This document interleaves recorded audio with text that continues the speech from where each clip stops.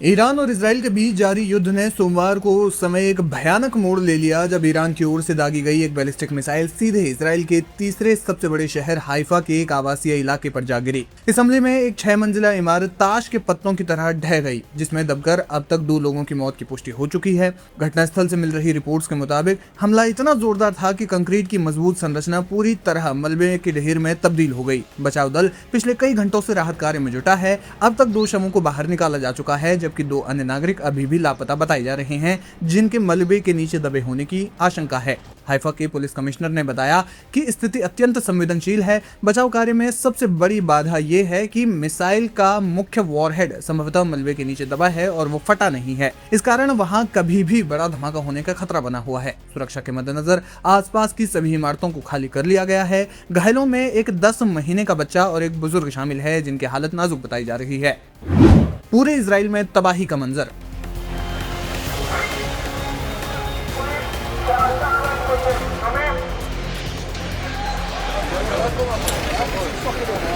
Haifa का यह हमला ईरान द्वारा शुरू किए गए उस व्यापक मिसाइल अभियान का हिस्सा है जिसमें इजराइल के कई शहरों को दहला दिया गया है। पिछले 48 घंटों में ईरान ने अपनी नई पीढ़ी की खैबर शिकन और फतह मिसाइलों का इस्तेमाल किया है। हाइफा के अलावा तेल अवीव के पास स्थित रमत गन और बेनी ब्रैक को भी भारी नुकसान हुआ है। यहाँ ईरान ने क्लस्टर बमों से लैस मिसाइलों का उपयोग किया है, जिसमें हवा में ही सैकड़ों छोटे बम बिखर गए। इसके कारण न केवल इमारतें क्षतिग्रस्त हुई, बल्कि बड़े पैमाने पर बिजली ग्रिड और संचार व्यवस्था ठप हो गई। सड़कों पर खड़ी दर्जनों कारें जलकर राख हो गई हैं।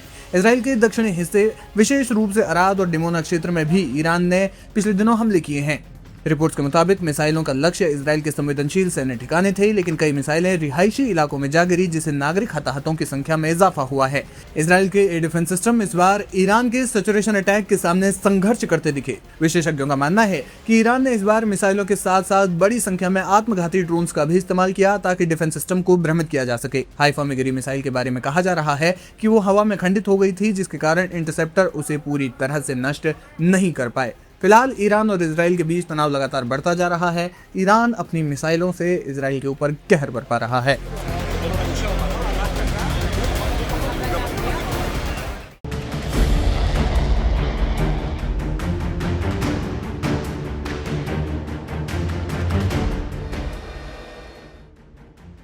मध्यपूर्व में जारी तनाव के बीच एक ऐसी घटना घटी है जिसने वैश्विक राजनीति में हड़कंप मचा दिया। ईरान की सीमा के भीतर अमेरिका का एक अत्याधुनिक F-15E स्ट्राइक ईगल लड़ाकू विमान मार गिराया गया। इस विमान के गिरने और उसके बाद अमेरिकी पायलट को बचाने के लिए चले 48 घंटे के हाई वोल्टेज रेस्क्यू ऑपरेशन ने जंग की दिशा बदल दी है। हालांकि पायलट को सुरक्षित निकाल लिया गया है, लेकिन इस पूरी कवायद ने अमेरिका और इजराइल की सैन्य अजेयता पर भी गंभीर सवाल खड़े कर दिए हैं। विमान गिरने की खबर मिलते ही पेंटागन में हलचल मच गई। अमेरिकी स्पेशल फोर्सेज और कॉम्बैट सर्च एंड रेस्क्यू टीमों ने एक बेहद जटिल और जोखिम भरा अभियान चलाया। सूत्रों के मुताबिक यह ऑपरेशन इसलिए लंबा खिंचा क्योंकि ईरान की इलेक्ट्रॉनिक सर्विलांस टीमें सक्रिय थी। अमेरिका ने अपने पायलट को बचाने के लिए पूरी ताकत झोंक दी, लेकिन इस प्रक्रिया में जो सच उभर कर सामने आया वो वॉशिंगटन के लिए चिंताजनक है। विशेषज्ञों का मानना है कि इस घटना ने अमेरिका के लिए 4 बड़े रणनीतिक संदेश छोड़े हैं, जो भविष्य की जंग की रूपरेखा तय करेंगे। ग्राउंड ऑपरेशन अब डेथ ट्रैप के समान। अमेरिका लंबे समय से ईरान के खिलाफ सीमित जमीनी कार्रवाई पर विचार कर रहा है, लेकिन इस घटना ने साफ कर दिया है कि ईरान की कठिन भौगोलिक स्थिति और उसके स्थानीय नेटवर्क के बीच कोई भी जमीनी मिशन आत्मघाती हो सकता है। अगर एक पायलट को निकालने में दुनिया की सबसे बड़ी सैन्य शक्ति को 48 घंटे लग गए और इतनी मशक्कत करनी पड़ी, तो एक बड़े पैमाने पर जमीनी युद्ध अमेरिका के लिए दूसरे वियतनाम जैसा साबित हो सकता है। अमेरिका की एयर सुपीरियरिटी का भ्रम टूटा। दशकों से ये माना जाता रहा है कि मध्य पूर्व के आसमान पर अमेरिका और इजराइल का एक छत्र राज है, लेकिन F-15E जैसे उन्नत विमान का गिरना यह दर्शाता है कि एयर सुपीरियरिटी अब अटूट नहीं रही। इससे पहले ईरान ने अमेरिका के सबसे अत्याधुनिक लड़ाकू विमान F-35 को भी हिट किया था। ईरान ने अपने स्वदेशी एयर डिफेंस सिस्टम और रूस निर्मित तकनीकों के दम पर ऐसी रेड लाइन खींच दी है जिसे पार करना अब अमेरिकी जेट्स के लिए सुरक्षित नहीं रहा।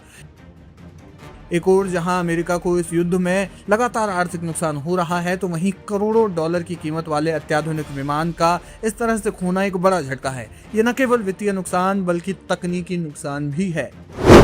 इंटेलिजेंस और इलेक्ट्रॉनिक वॉरफेयर में ईरान की बढ़ती ताकत।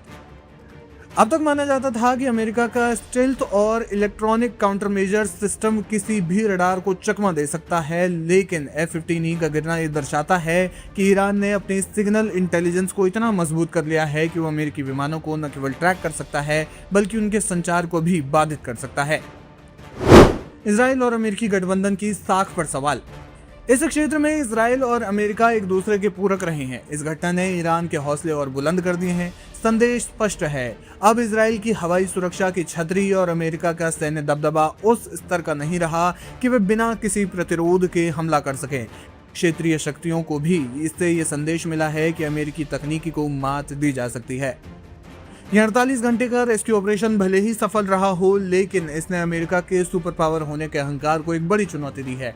हवाई हमलों और सैन्य कार्रवाई के इस दौर में अब अमेरिका को यह समझ आ गया है कि मिडिल ईस्ट की ये जंग अब एक तरफा नहीं रहने वाली।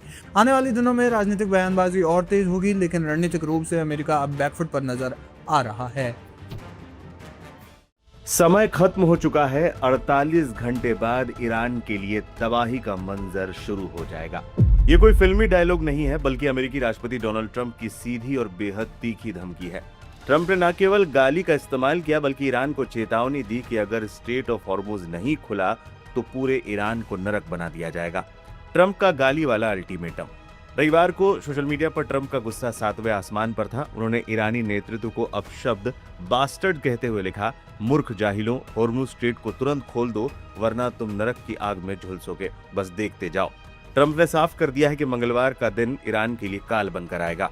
ट्रंप ने अपनी पोस्ट पर लिखा, मंगलवार को ईरान में पावर प्लांट डे और ब्रिज डे एक साथ मनाया जाएगा, यानी अमेरिका एक ही झटके में ईरान के बिजली घरों और प्रमुख पुलों को खाक में मिला देगा। ट्रंप की ये धमकियां खाली नहीं है। अमेरिका ने गुरुवार को ही अपनी ताकत का ट्रेलर दिखा दिया था। अमेरिकी सेना ने तेहरान के कराज शहर से जोड़ने वाला B1 हाईवे ब्रिज को निशाना बनाया था। पुल की खासियत, ये मिडिल ईस्ट का सबसे ऊंचा पुल 136 मीटर का था।